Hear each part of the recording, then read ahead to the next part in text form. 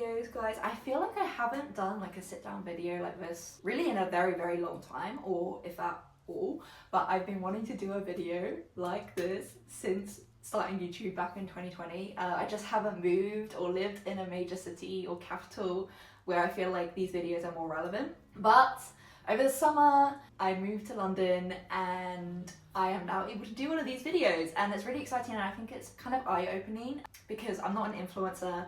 I don't have like a crazy paycheck. My paycheck is it's really good because I am able to afford to live in London, but it's not like what the influencer girlies are looking at. In March, I made the decision to move to London with my best friend Christy. Spent sort of like 2 months, so April or May, looking for an apartment, and we didn't end up finding the one that we liked the most and putting down an application until literally I think it was like May 28th, and Christy had to move out in June, so it was very quick, very speedy turnaround. But I wanted to take you through sort of our top picks of the apartments we looked at over those couple of months. We looked at way more than the ones I'm about to show you. I'm only going to show you 6. We looked about 20, but I thought I would show you the ones that we were going to put down an application for, because so many were like not relevant to us, didn't have enough space, were out of our price range, were out of the distance, etc, etc. And there's no point showing you that. I wanted to show you the ones that we were considering and like what the pros and cons were and why we put an application in and why we didn't put an application in. So let's get started. I feel like with these videos it's really important to talk about like what your requirements were for the apartments. For me and Christy, our biggest requirement was that we were not going to go over 2,100 for an apartment. We both agreed that we would compromise on our like living situation if it meant that we were sticking below 2,100. We didn't want to go above that even if we found nicer apartments. The second like sort of variable that we didn't really want to compromise on was transport, and not necessarily like being close to a tube or a train station. That was actually one of our flexible requirements. Our requirement was that we were looking at zone 2 and zone 3, no particular area, literally like a loop around London. And within that loop, the area that we chose to live in, it had to be under 50 minutes to get into Central. That was the most important thing for us, mainly because we both knew we'll be working in London, but also because I have friends in London already, and I wanted to make sure that when we were like traveling in and out of the city centre, it wasn't a slog and I didn't feel less inclined to go out. And then our like optional requirements was requirements that the apartment didn't need to have, but it would be nice to have. So my optional requirement was that we would have to have an outdoor space, whether that was like a balcony, a little garden, a shared like garden area in the apartment, or be close to a park within like 5 minutes walking distance. And Christy's one was that she wanted an apartment with a lot of light. She didn't want it to be dark. And then I was more flexible with the room choices. Christy was gonna have the big room.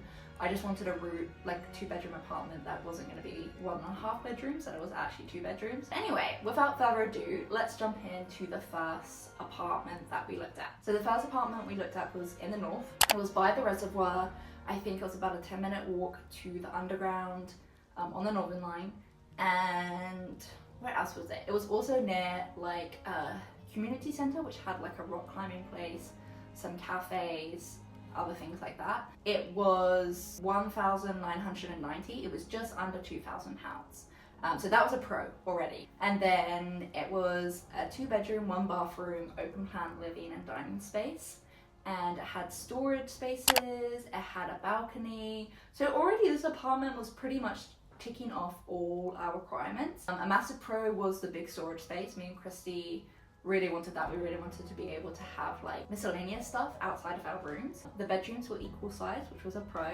It also had a really nice living space. The furnishing looked really nice. And the like apartment overall felt generally cared for. It was like new-ish. I wouldn't say it was a new development, but it was definitely new-ish, and it kind of resembled what Christy's apartment looked like in Birmingham. So we were like, this is great, like the location is good, it's a pro, the transport links are fantastic, the like general apartment was exactly what we wanted. The con, however, the con was that the exterior building had scaffolding on overlapping the balcony, so you could go out onto the balcony, but basically there was no views. And a lot of the natural light in the living and the dining space and the bedrooms was blocked off because of this blue scaffolding. Originally we were going to put an application in because we were like, the like estate agent said it would be down in like a month, like we're moving in June, it should be down like within a couple of weeks after we moved in.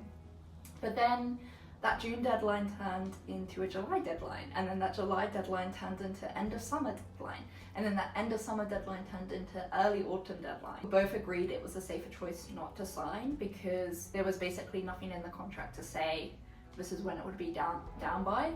And we were just thinking like we wouldn't get any views, like we wouldn't really be able to use the balcony, the dust from the building would be crazy and the noise pollution would be really bad. So we ultimately decided not to put an application in for that one. Second one I found in North as well. I think it was near like Seven Sisters. I really liked this apartment. It was all wooden floors. I had some lovely old features. It felt more like a house than an apartment, which I think is really rare for a 2-bed sort of situation in London. The rooms were both massive and equal size. It did feel cold. There were like fireplaces in there. The only like con I would say was the living space was very small. It was very like, you sit in the TV, you sit down on the sofa and the TV's right there. You go into the kitchen and it's like a little box, and then the bathroom was like an add-on, like an ensuite bathroom, but it had a lovely garden. So already the pros were massive bedrooms, big garden, and a pretty decent location. There wasn't much around there, so maybe that could be considered a con, was that we would have to travel out to sort of enjoy our daily lives rather than being able to stay within the neighborhood. I thought the garden was a pro, but Christy thought that the fact that it looked quite run down was a con. The price was decent, I believe. I can't remember exact prices because they also kept changing them. I think this one was $1,975. Christy was like, I don't want to sign there. I don't like the look of the neighborhood, and it also feels run down. So I was like, that's fine, we can keep looking. And then we decided to move our attention over to West. We had friends in that area, so I knew the general connections to central London were pretty good. 1 bedroom in the sort of Wilston Junction area that was really nice. It was 2 bedroom, 1 bathroom situation, like a good size open plan kitchen and dining, and then a balcony. The pros of this place was that it wasn't a new development, but it had obviously been renovated by the landlord, so it looked very clean, very new appliances, very nice furniture. The kitchen was really nice. Another pro was the bedrooms were smaller than we had been looking at, but they were both equal, and the bathroom was great. The price for this one was $2,000. We thought this was a little bit of a con because basically, yes, the transport links were good, you could get the overground, but again, this high street there just kind of felt like a London suburban high street, which is not bad because it would mean that we would have like a place to go to. But another con was this place was on the 5th floor and it didn't have a lift. And both me and Christy were like, like we can do 3rd floor maybe, but 5th floor is kind of crazy without a lift. So we were umming and ahhing about this. We were gonna put in an application, but unfortunately it had gone to someone else. We found another place in West, which was in Kilburn, and I was ecstatic. Guys, because both my friends live in West Hampstead, so I knew the place really well. I knew that the connections were great. I knew that there was a lot to do around there, so I was really, really excited. So I went to this in-person viewing.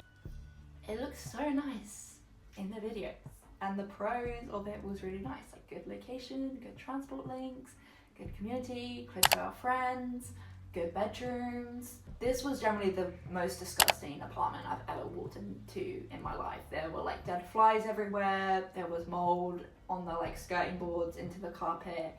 The bathroom was like that orange pink mold. And the bedrooms had like that smell of dampness that comes from when someone hasn't opened a bedroom for so long, and everything was just covered in grime. And it was $2,050, I think. And if someone else had been living there, if the conditions had been better, I generally think me and Chrissy would have put an offer in. But I just couldn't look past the grime and how the tenants had treated it, and like it was obvious that the landlord was probably one that wasn't actively involved or didn't really care about maintenance issues. So we rejected that one. And then we had 2 more that we had left to view and that we had put applications in. Gotta take a drink. So the first one was in Bow, and again, very, very similar to what we've been looking at. It's a developed building, clearly built for renters, 2 bedrooms, family bathroom, big storage space, kitchen, dining, open plan, yada, yada, yada, yada. Pros were that there was some really cool things going on there. There was like a ceramic place nearby, a nice park nearby, and the price was going to give us a discounted price of $197, I think. And we didn't see this one in person. I actually called with the estate agent and the tenants, and the tenants were like saying they really loved this place, and you could see how much care and love they had in the apartment. So we put in an application, and then things started to get fishy. They started asking us about whether we wanted to do the like no deposit option, which is when you just pay a straight like £80 per month and you don't get it back, but you don't have to put down a deposit, and they would give the apartment at a discounted price. Anyway, so that was really scammy. So we were kind of freaking out. We were like, well, we could just put it in the full price, which was $2,050, I think. We were like, we could just do that. It's a really nice apartment. I was gonna like try say like guess which one we've chosen, but I feel like it's pretty obvious when they show the tour. I came across, did a one last minute like look at Rightmove, being like, please, like we just need to find a place. Like the Bowen is nice, but I don't really want to live in fucking Bow. Like who even knows what Bow is? And I literally, the first picture I saw was this framing. So a picture of the window here, and I was like, wow, this looks really nice. I saw the price, $2,000. I was like, okay, damn. And then I saw Bad to See, and I kid you not, I nearly shat my pants. Basically, my friend had been living in Mynams for over a year, and like a few months before, basically when I decided to move to London, actually, she took us to the Battersea Park, and I was like, oh my god, how have we lived here a year and you haven't taken us through this area? I was gagged. It was so nice. I loved the neighbourhood. I loved the park. I was like, oh, I feel like people don't really talk about the South London parks. This is gorgeous. This is lovely. I love the views. And so I was looking through the pictures and I was like, fuck, this is really nice. I was looking at the area and I saw how quick it was to the park. I'll be honest, like Chrissy was more leaning towards the Bow one, but I sent her this and I was like, let's just have a video tour. She was a bit more apprehensive because the building did look old and it did generally look like the surrounding area was run down, but I was like, we can't know what it looks like until we have a video tour. So these like Australian or South African estate agents rang us up. We had a quick conversation. He was like, I can get there down in like 20 minutes if you want to call back. So he gave us this video. We asked for like 5 videos and he took us around and I was like, oh my god, it's ticking all our boxes. So the apartment is south and north facing. So like one side of the apartment faces the north, one side of the apartment faces the south. It has 2 bedrooms, 1 medium-sized bedroom and 1 much larger master bedroom, 2 bathrooms, 1 shower, a closed-off kitchen, and then 2 other rooms for living and dining spaces, which I didn't even know I wanted. I can't tell you how nice it is to find an apartment where the kitchen is in another room.